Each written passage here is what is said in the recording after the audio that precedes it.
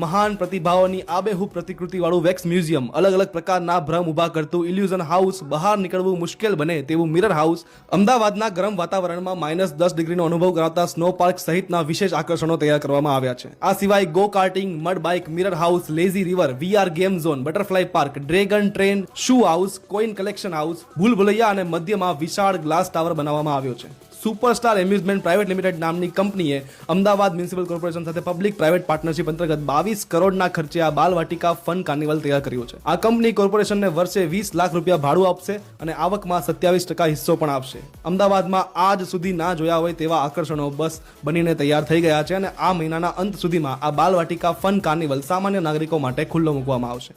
ટિકિટના દર પણ ટૂંક સમયમાં જાહેર થશે. Ground report, Ahmedabad media, powered by say solar, making solar energy easy for you.